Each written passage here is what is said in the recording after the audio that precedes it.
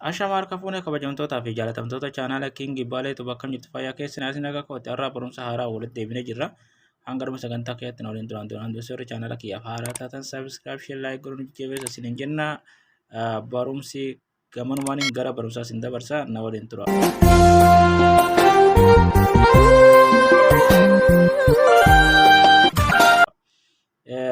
Barumsi kiyya har'aan tana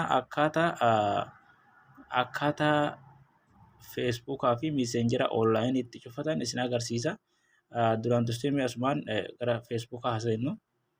Yeroo Facebook haasa'inne mallattoo tuqaa sadii tanarra kilik goona. Achi booda xiqqishoo ol harkifnaa achi booda gabbuunee bakka setting privacy kanarra kilik goona. Achi booda xiqqishoo ammas ol harkifnaa bakkitoo setting kanarra kilik goona. Achi booda xiqqishoo ol harkifnee ammas bakka kanarratti hin argitan jee yaada asirratti kilik goona. Achi booda kun mallattoo kanarratti off goona jecha akkuma argaa jirtan kanatti off goona. Amma akkanatti online Facebook cufatee jira jechuudha. Amma gaman namaan gara Messenger isin dabarsaa jechaadha. Messenger yaa wajjin haa ilaallu akkaataa online itti cufatan. Messengeratti kilik goona. Ifama. Achi booda bakka profile kanarratti kilik goona.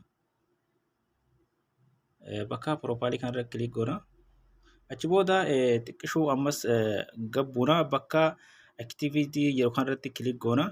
Achi booda isa lamman kanaayyuu off goona jechuudha. Isa lamman kanaayyuu off goona. Fakkeenyaaf ifama. Kanas off goona kun akkuma argitan kanatti off goona. Amma lachanuu cufatee jira. Ammas online Messenger cufatee jira. Facebook fi online Messenger cufatee jira. Namni online gubbaatti nu arguu hin danda'u jechuudha.